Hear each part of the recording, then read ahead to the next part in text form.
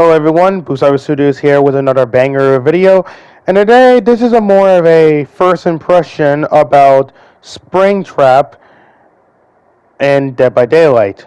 I'm gonna see if I can try to make this as quick as possible before I show you gameplay footage of this, but I want to talk about Springtrap and at least some of its add-ons in person, get it out of the way.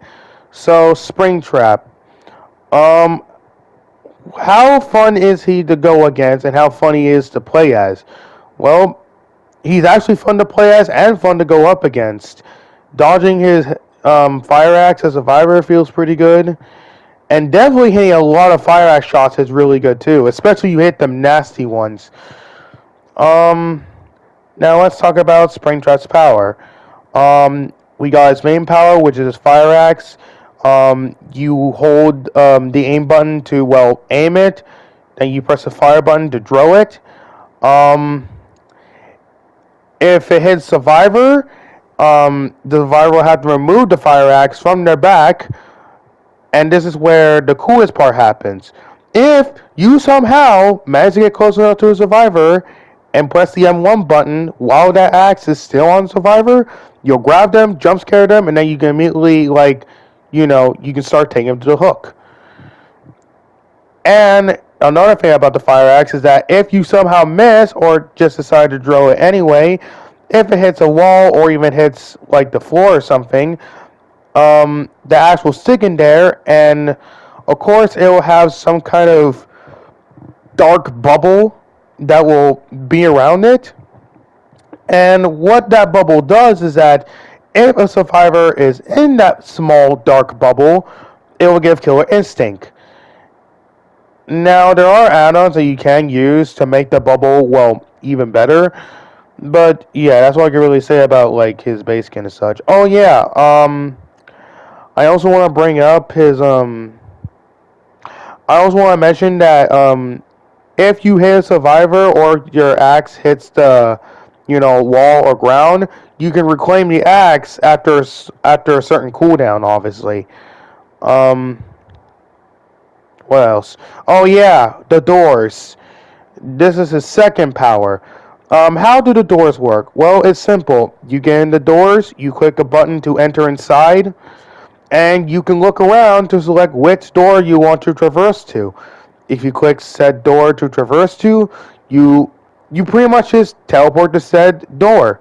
However, there's another trick up to this. Two actually. One, survivors can actually go into the doors themselves, and they can use the cameras to look around and such. And they can use the cameras to actually track you down and reveal your location. If you're in within range of it, of course. And cover will not save you because, well, they can track you with the cameras through walls. Actually, again, only if you are within range of them. Now you can disable the cameras by throwing your axe at the camera. Now I didn't really have to worry about doing that myself because I barely have survivors trying to track me down with the cameras. Um, but yeah, you can disable them by throwing the axe at him. And survivors can even teleport to the doors too. However, there is a high risk behind that. You see, if Springtrap enters a certain door he wishes to teleport, and that survivor enters through that door at the same time, boom, Springtrap will jump scare them and will immediately grab them, and you can go ahead and take them to the hook. Now, how does this power feel? Not that bad, actually. Um, his power can be quite hard at first, but when you get skillful with it, it's actually not that bad. Like, you're not gonna do well with the fire axe ability at first, but eventually you'll get better at it, and you'll hit some crazy shots with it eventually if you're that insanely good with it. So yeah, Springtrap definitely takes skill to get used to and such. And the doors, well, they're just used for mainly traversal purposes. But if you're lucky enough, you can get immediately instant down. If survivors are stupid enough to enter in a door while you're traversing said door. Now I'm going to talk about his 3 perks real quick and get out of the way. Now we're going to go on with his perks. His first perk, Help Wanted. Basically, it's just like Singularity's perk, Machine Learning. Except what this perk does is that, obviously it works like machine learning. You gotta kick a generator to compromise it. However, um, it gives you a different effect, unlike machine learning. Instead of just giving you a speed boost and undetectable, Help Wanted will make it so your basic attack cooldown is 25% faster for a full minute.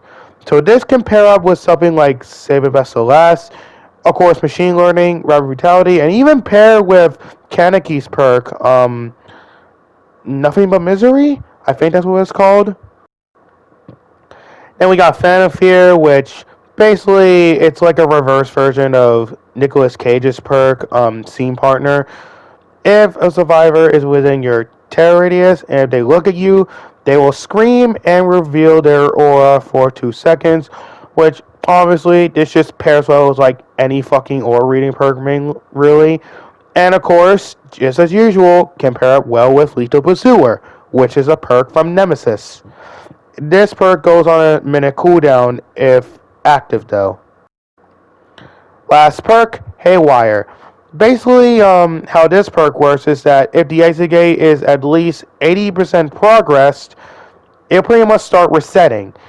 This pretty much pairs up well with any endgame build really. So that's what I really gotta say about Haywire. Now, I'm not going to talk too much about his add-ons. I will say that there are some really good add-ons, and there are some add-ons that are, well, at least there's one add-on that I did use that was absolute dog shit.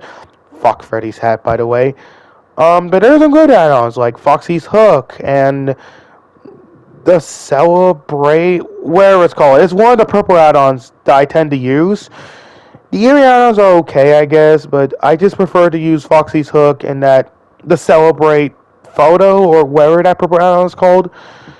And yeah, definitely do not use Freddy's hat. That add-on sucks. Freddy's hat just makes your fucking power weaker. Don't use that. I didn't really use any of his other add-ons, like, at all. Because they're just add-ons I just prefer to use, but that's all I can really say about at least some of his add-ons. Enough talk about Springtrap. I'm gonna actually go ahead and, well, get to the point. So, what do I think about Springtrap and Dead by Daylight? His power is really fun to use. Getting them jump scare grabs is satisfying. His perks can be good for some synergy and such. His add-ons, I didn't really use many of his add-ons, but I will say, Foxy's Hook and his other best add-on, the purple one, pretty good. That's why I can't really say much about his add-ons, because I barely use many of them. And as for the chapter itself, the new map's pretty cool. I love the FNAF location and all that. Overall, peak chapter. Now, that's all I really gotta say about my first impressions about Springtrap. Now we're just gonna get to the point of, well, showing the gameplay. Enjoy, everyone. I will make you suffer. Suffer like so many of you.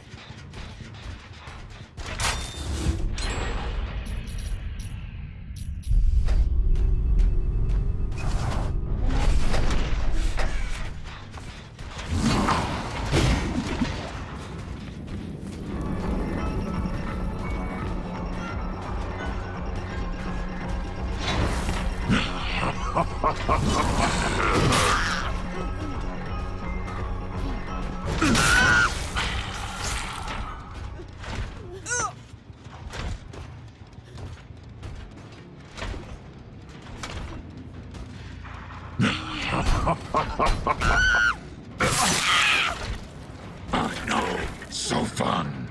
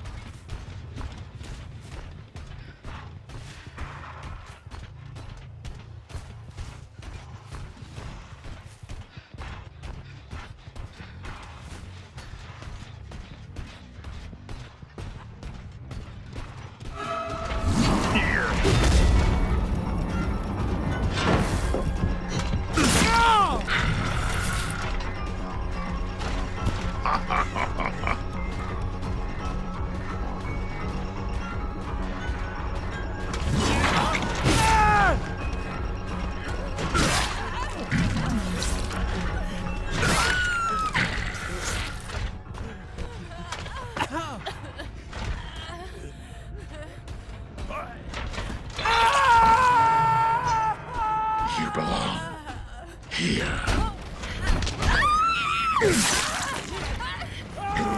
Ordered the special.